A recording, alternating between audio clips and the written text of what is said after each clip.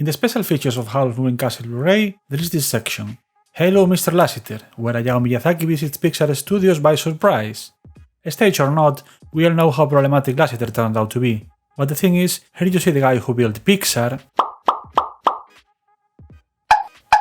Okay, also Pixar, but Pixar. You see this guy, who had already achieved everything in animation, excited, genuinely thrilled, patting Miyazaki's shoulder just to check that it's real. Miyazaki is really there in the flesh. You think I'm exaggerating? A friend dubbed the scene this one time. The woman introducing them going, John Lasseter, this is God. God, this is John Lasseter. God began his career as an in-betweener in toy animation in 1963. The in-betweeners are basically the guys who draw the intermediate animations the main artist doesn't do, and they are fundamental to create the illusion of movement. Today, Miyazaki is arguably the most influential anime filmmaker of the last 50 years. My first experience with his work was Sherlock Holmes, an animated TV show in the 80s. Yeah, not from the 80s, in the 80s. I'm old, what can I say? Miyazaki directed only 6 episodes of the show. And here you get the most obvious aspects of his style. From exuberant dynamism in every scene, to glorious slapstick, especially with the bad guys. Physics! Also a very well-detailed animation for a TV show in the 80s, different types of crowds, never just background characters, but distinctive people with different expressions and attitudes, ludicrous, infinitely entertaining chase scenes that keep going and going without losing any interest, probably because you can actually tell what's happening. Of course you get your steampunky flying machines, even when they aren't flying machines, strictly speaking. Yeah, there goes Isaac Newton again. And finally, you get the most sympathetic Sherlock Holmes you'll ever see. Miyazaki was also involved in the production of Heidi, Girl of the Alps, another of the formative TV shows of my childhood. I swear I have a gritty, edgy side too. What gets me about Miyazaki is how in his movies action serves the sense of wonder, and not the other way around. In animation, and in any heavily action-centered production, you may spend your sweet time constructing a narrative, a whole wonderful world your audience can invest in. But when you get in the more or less climatic action, things get serious. We're really in business now.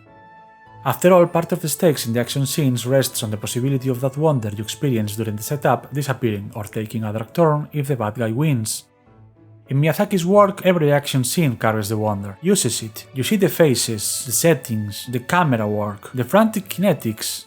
In many ways, there is as much wonder in these actiony shots from very thrilling moments in Princess Mononoke as in these slice of life ones from the whimsy My Neighbor Totoro. You see, TV shows like Sherlock Holmes, action-packed as it is, or movies like My Neighbor Totoro, Ponyo, Spirited Away, are tailor-made for that sense of wonder. After all, they are heavily aimed to children.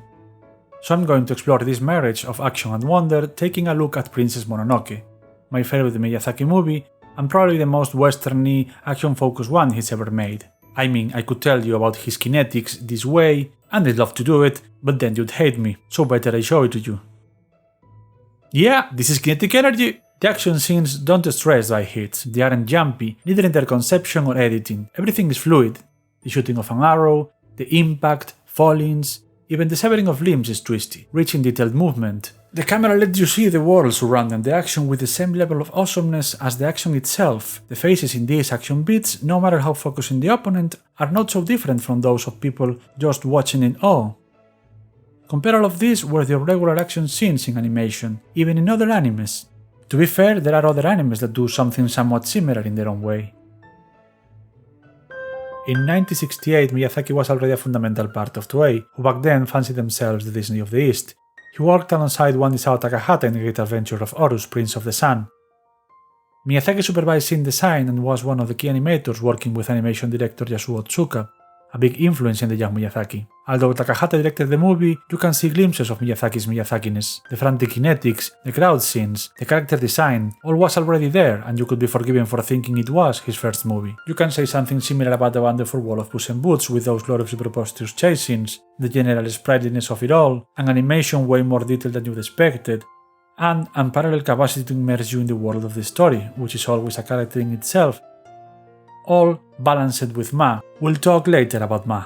Miyazaki's first movie as a director, Lupin III: The Castle of Cagliostro, was a bumpy road. Maybe Heidi's grandfather was problematic on set, who knows. The plot is messy, but the movie as a whole is a lot of fun. and you can see it's a distillation of all the concepts Miyazaki had been experimenting with in previous years. In 1981 he starts writing the manga of Nausicaa of the Valley of the Wind. He directed the movie adaptation in 1984, and here we can see the Miyazaki we all know. Impossible flying machines, environmentalism, nature and human well-being, pacifism, ecological restoration, crazy complex creatures, and brave girls with a profound connection with nature. Just before Nausicaa, he'd been directing Sherlock Holmes for TV, but a conflict with the rights stopped the production, and when it resumed, Miyazaki was already immersed in the movie. By the way, Hironobu Sakaguchi, creator of Final Fantasy, often cites Nausicaa as one of his inspirations. After the success of Nausicaa, Miyazaki co-founded Studio Ghibli in 1985 alongside Takahata and producer Toshio Suzuki. It would be a good thing to keep in mind that in the 80s, manga and especially anime were known in the West mainly for their violence, a perception that went on through the early 90s. Back then, most people knew anime as those cartoons with tentacle monsters where people get butchered left and right.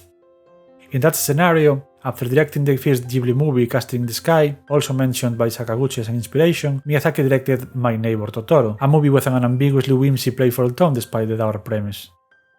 A movie in which, action-wise, nothing really happens, and beyond the slice-of-life story of a family in a particularly challenging moment, there is no clear conflict-driven narrative at all. Totoro was released in a double bill with a movie almost as sweet and fun, Isao Takahata's Grave of the Fireflies.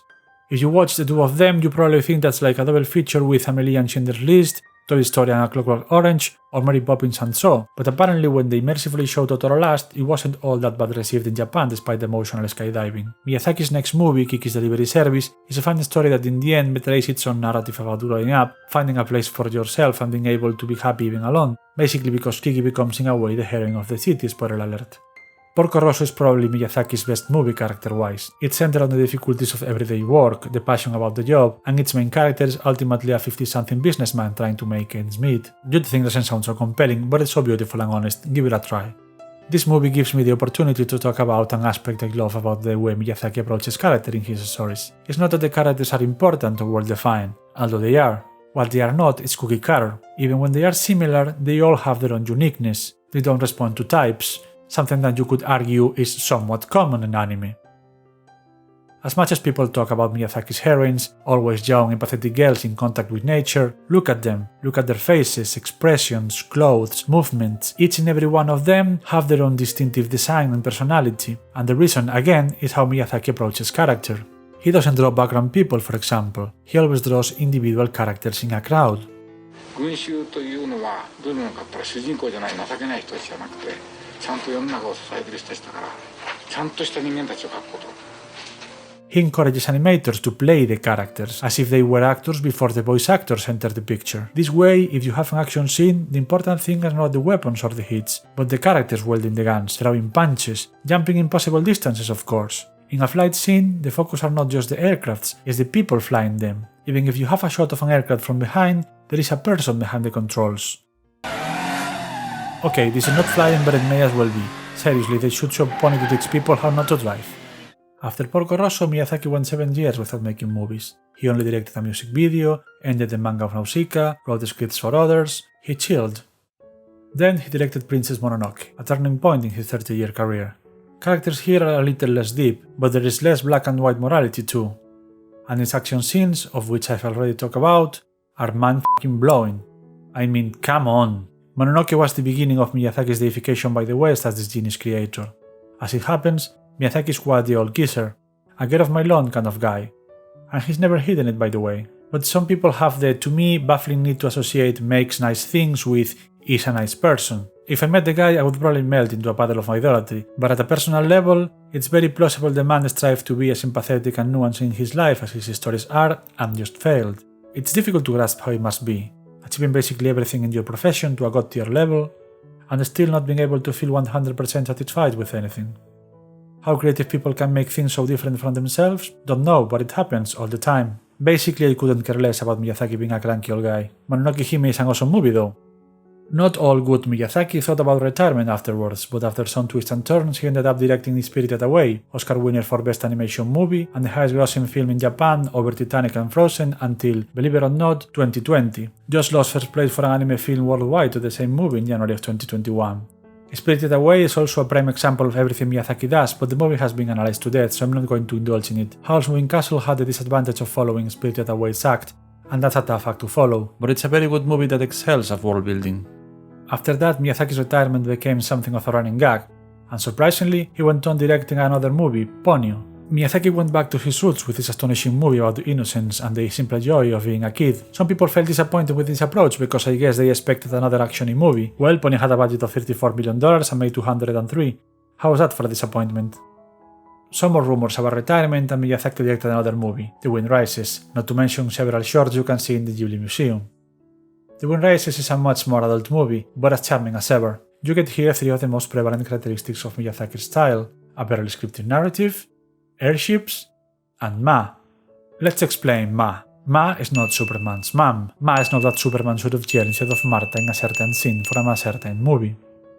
Ma is negative space. Miyazaki described it like the silence between two claps, but it can be the pause between any two actions, between action and inaction, the space between objects, etc. A good saying in storytelling is the absence of anxiety. Anxiety about our dear audience getting bored or awkward because two characters sit together and don't talk, don't do anything but enjoy the ride with us. The easy way of spotting Ma is looking for calm moments, but there are other signs of Ma. You feel it? There is no music, all sound effects are diegetic. The viewer witnesses the action. No score tries to lead us. Absence of anxiety. The action can speak for itself. Sound, or the absence of it, it's another major part of Miyazaki's style. Novels can be written about Miyazaki's struggles to keep his movies not overscored in the American versions. There is not so much music in his movies, compared to Western animation, because again, Ma.